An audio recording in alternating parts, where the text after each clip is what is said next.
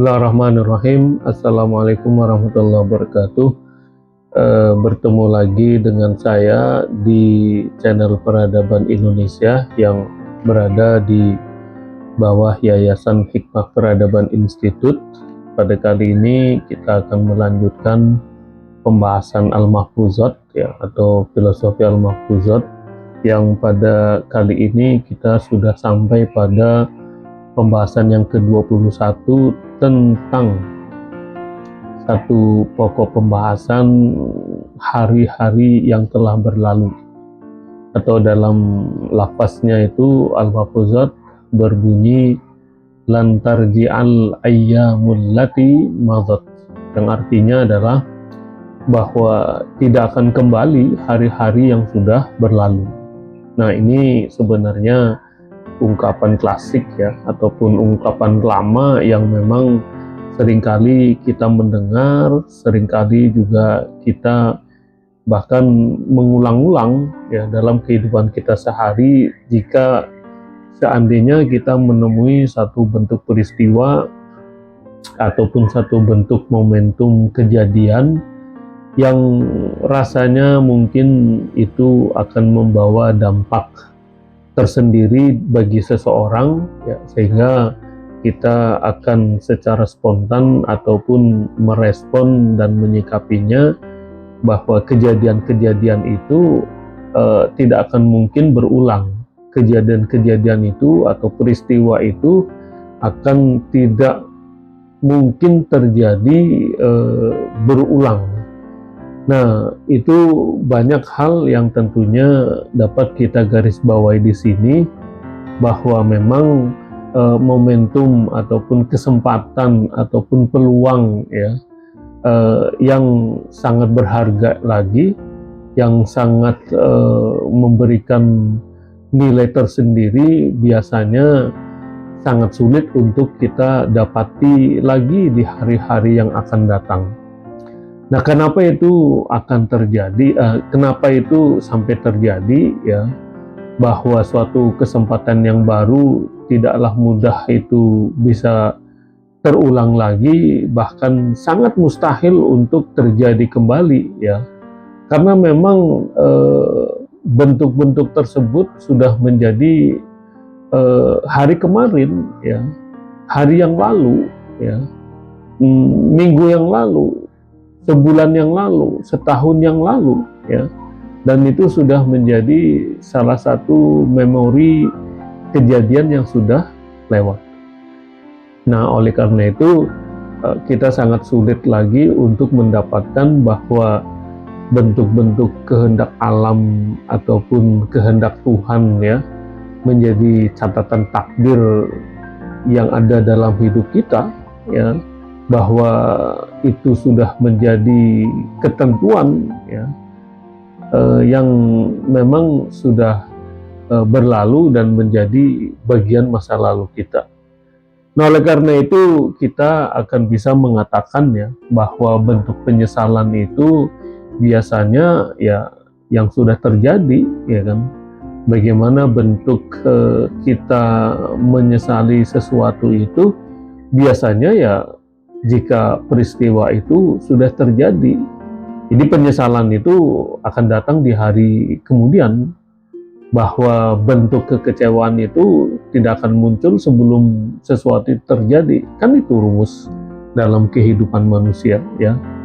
Nah, sehingga memang berbagai macam bentuk-bentuk depresi ya yang sering kita istilahkan, karena kita memikirkan kejadian-kejadian yang sudah lewat kan. Kita akhirnya terpancing atau terpicu atau terpacu ya, mengingat masa-masa lalu yang tidak mengenakan. Nah, sehingga itu akan menjadi satu bentuk gangguan psikis tersendiri yang sering kita sebut dengan gangguan depresi. Nah, lain ceritanya kalau misalnya kita mengkhawatirkan satu hari yang akan kita hadapi, satu kesempatan, satu pertemuan, ataupun satu pekerjaan, atau satu kejadian yang akan kita hadapi. Nah, biasanya orang sering menyebutnya adalah sebagai salah satu bentuk kecemasan. Bagaimana dia merasakan rasa khawatir, rasa takut, rasa campur aduk, dan lain sebagainya. Biasanya yang akan terjadi sering disebut dengan sebagai bentuk kecemasan. Nah, kita tidak akan membahas tentang bentuk psikis depresi ataupun kecemasan ya. Kita akan membahasnya seperti yang tadi kita sebut ya, lantarji al-ayyamul lati madat, ya, bahwa jarum jam yang kita sudah lewati itu di belakang yang lalu itu, ya, kita akan menggarisbawahi ya bahwa ini sering terjadi dan membawa diri manusia itu kepada sesuatu yang mustahil akan terjadi lagi ya. Karena memang jarum jam itu akan bergerak ke depan kan? Bagaimana rotasi bumi dan matahari pun juga akan mengalami perputaran ya, mengalami pergerakan, mengalami bentuk pergeseran sesuai dengan porosnya ya. Jadi mustahil matahari ataupun bumi itu akan berputar kembali ke belakang.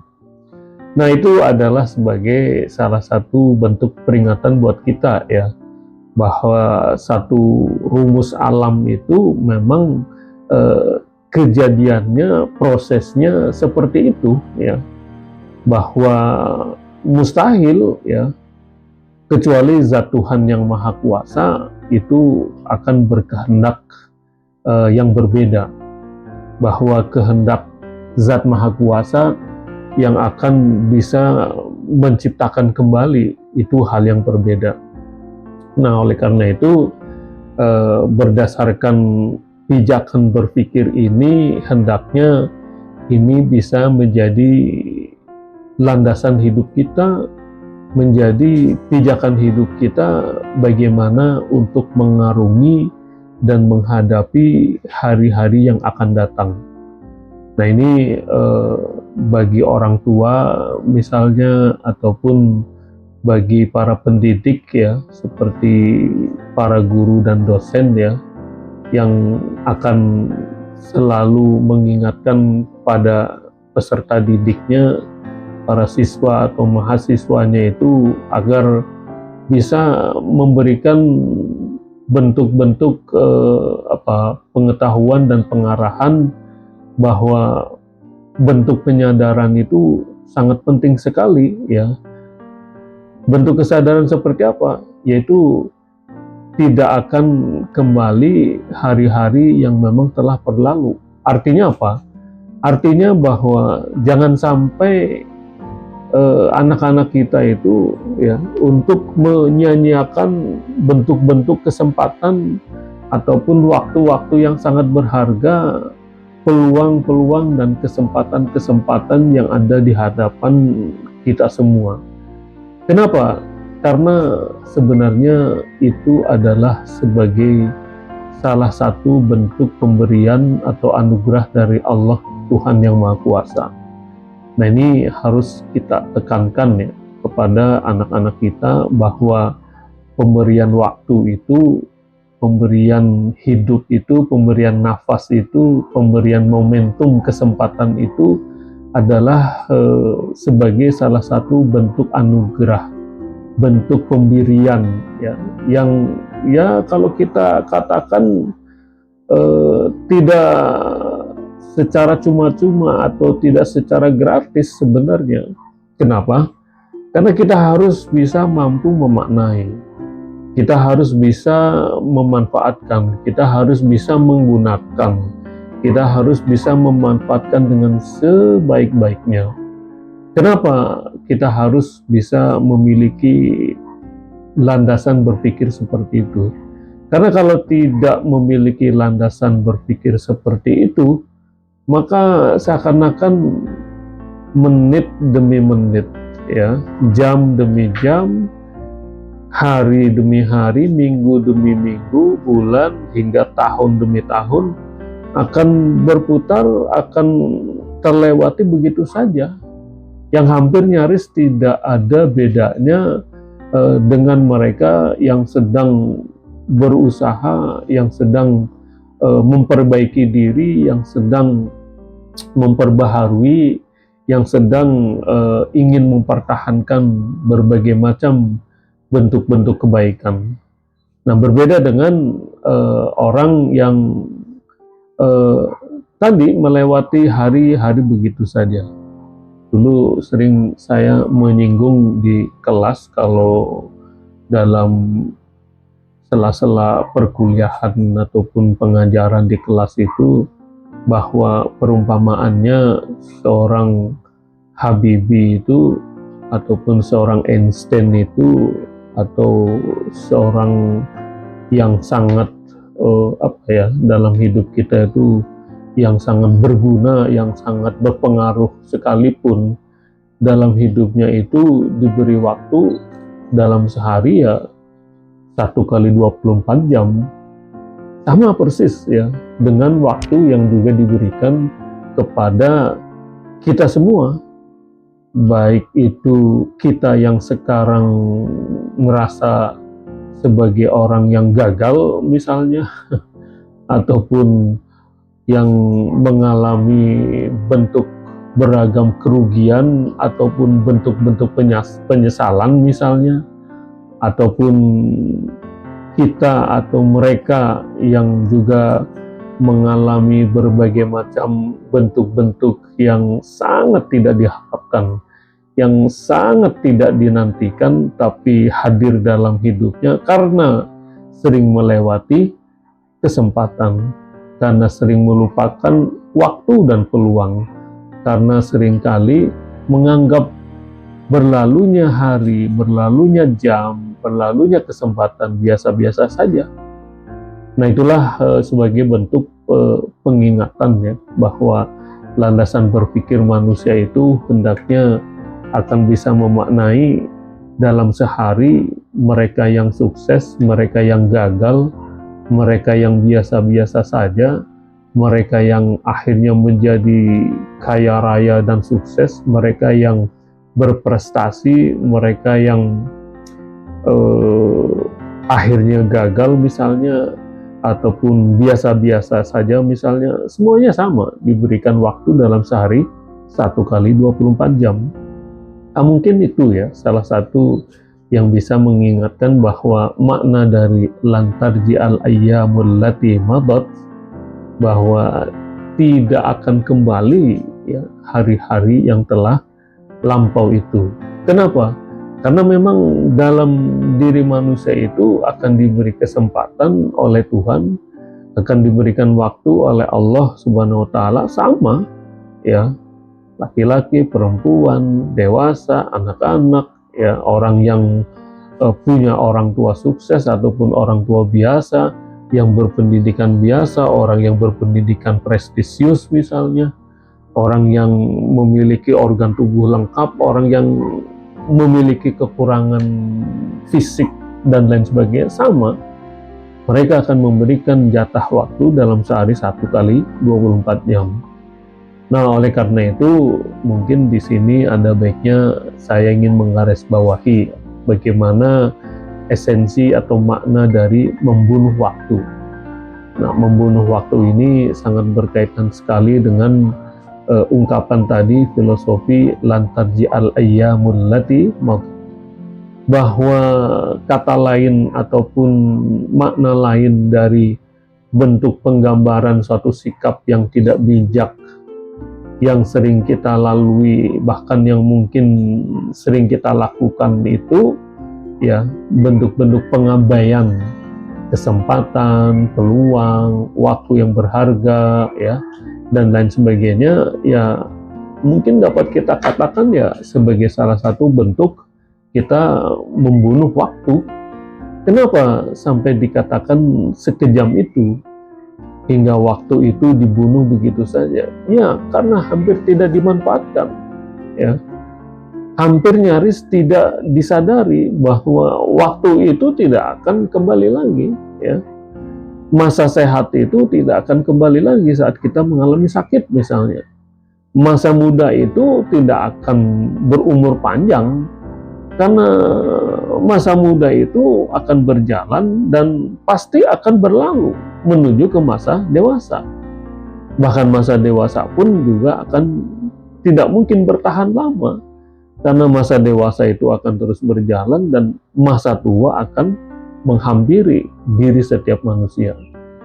Nah, hingga kalau sudah sampai masa tua, biasanya manusia sudah mulai merasakan bagaimana dulu masa dewasanya, masa mudanya, masa remajanya, masa anak-anaknya, ya, yang seringkali mungkin ya diabaikan begitu saja. Maka bentuk penyesalan biasanya sering terjadi di kemudian hari. Ya, seperti mungkin di masa tua ya, bagi kita yang sekarang sedang mengalami masa tua.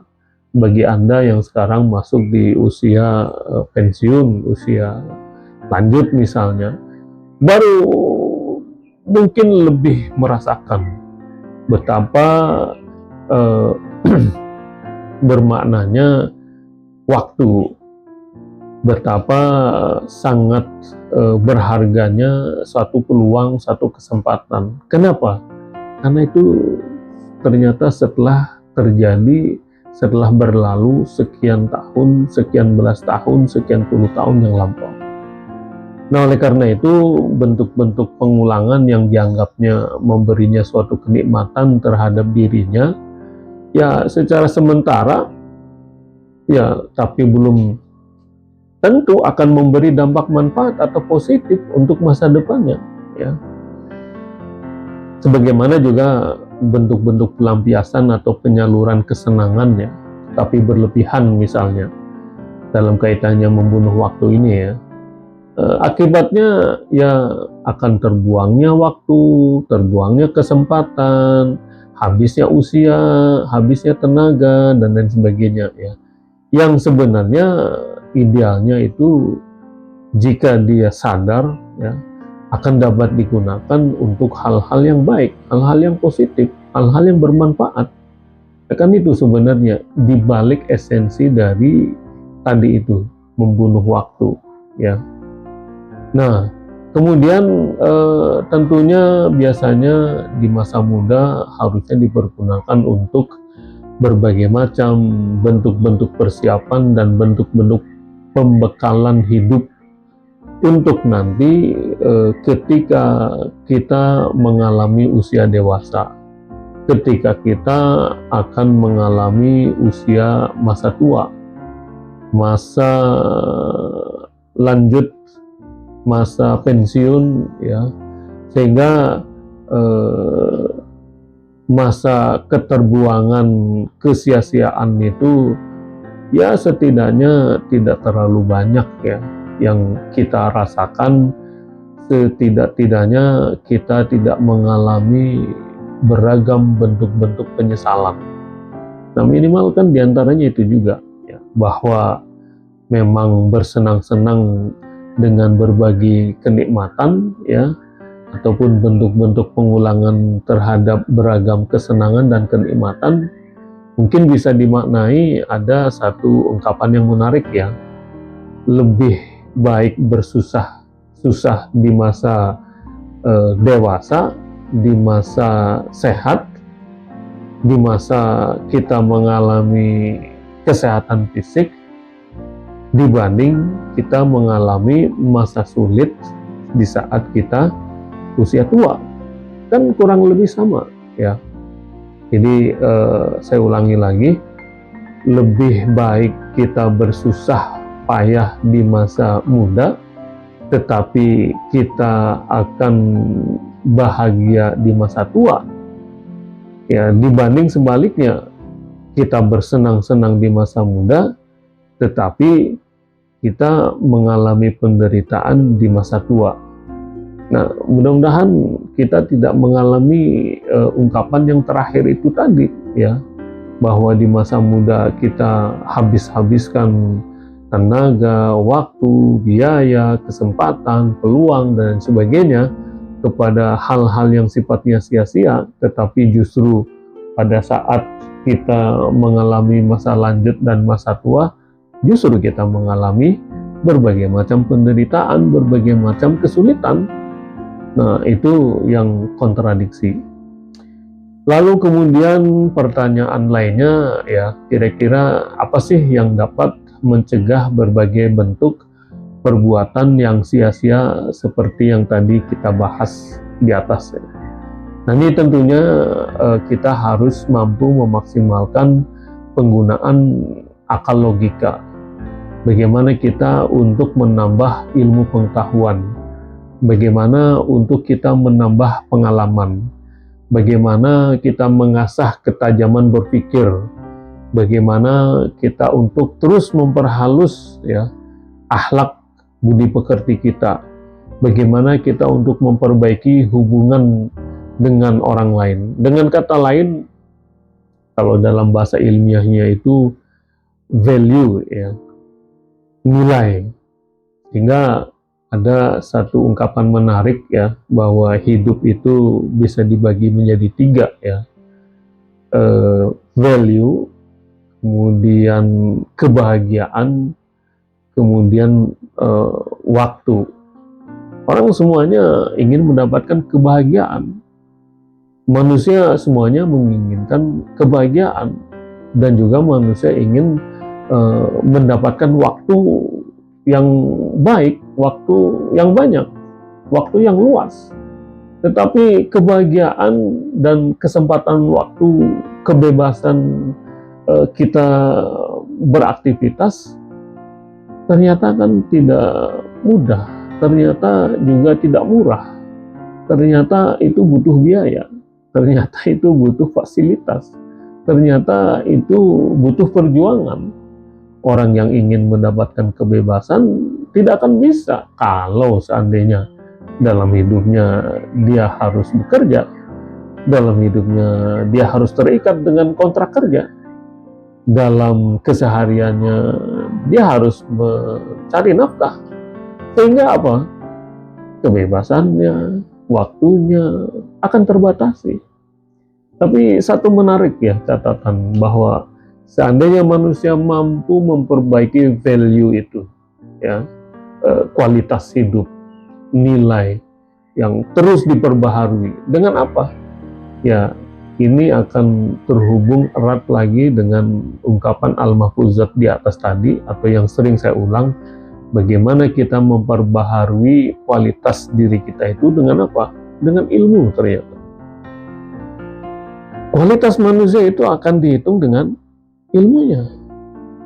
Kualitas diri manusia itu akan diperhitungkan oleh orang dengan keilmuannya, dengan kemampuannya, dengan kecerdikannya, dengan kualitas pengamatannya, dengan quality dia bisa menciptakan suatu produk, suatu karya, suatu gagasan, ya, satu konsep, dan berbagai macam hal-hal yang mampu dia ciptakan, yang berujung pada bagaimana kapasitas keilmuannya, bagaimana kemampuan dirinya itu akan dihargai sekian juta, dirinya itu akan dihargai sekian ratus juta, dirinya itu bahkan akan mampu dihargai sekian miliar rupiah, atau mungkin hanya, ya, satu hari akan dihitung kualitas kerjanya itu setara dengan 100.000 misalnya. Kan banyak, kan? Hasil kerjanya itu ternyata hanya berupa kekuatan fisik dan otot saja. Ya sudah, sehari akan mampu dihargai dengan bekerja fisik 150.000 atau mungkin 200.000, dengan bagaimana dia mencangkul, dia bagaimana membongkar, bagaimana dia mengangkut barang, ya, di terik matahari dan sebagainya. Ada juga yang mungkin memiliki value harga, ya, sehari dari pagi sampai siang menjelang sore 300.000 misalnya, ataupun 500.000 misalnya, ya, atau mungkin sekian juta misalnya sekali duduk, sekali bicara, sekali memberikan materi itu, sampai dia mampu menentukan berapa tarif dirinya, berapa cek yang harus ditandatangani, berapa nominal angka, berapa nol di belakangnya untuk ditransfer ke ATM-nya. Kan kurang lebih seperti itu, ya, bahwa kehidupan materi manusia modern sekarang akan terukur dengan bagaimana value diri manusia itu memiliki nilai berapa akan dihargai, berapa akan dibayar, berapa akan memiliki harga.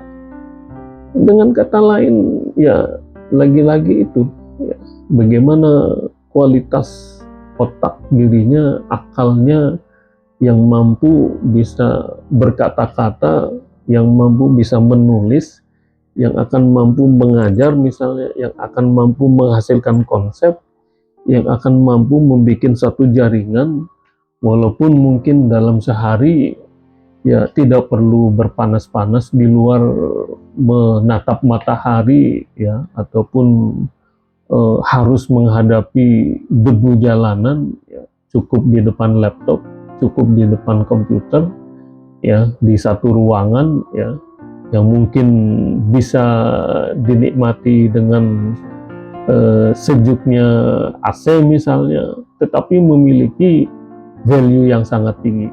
Nah, seseorang yang akan mendapatkan value yang sangat tinggi, sekali lagi, ya, akan bisa tercapai tentunya dengan bagaimana dia membekali dirinya, akan terus menambah dirinya dengan berbagai macam bentuk-bentuk bacaan, keilmuan, pengalaman, jaringan, dan seterusnya. Baik, saya rasa itu ya yang bisa saya sampaikan, dan mudah-mudahan ini akan memberikan dampak ataupun makna tersendiri, sehingga saya sering memberanikan bagaimana memaknai di balik kata-kata Mutiara Al-Mahfuzat ini, tidak hanya sekedar kata-kata, ya, yang sering dulu saya dan mungkin Anda menghafalnya di kelas, di pesantren, di pondok, ya, tetapi ingin berusaha untuk bisa memaknai secara lebih cerdas dan lebih mendalam, sehingga kita tidak hanya mendapatkan makna-makna secara harfiah saja, tetapi kita akan bisa mendapatkan makna-makna yang lebih mencerahkan untuk kehidupan manusia. Terima kasih dan Assalamualaikum warahmatullahi wabarakatuh.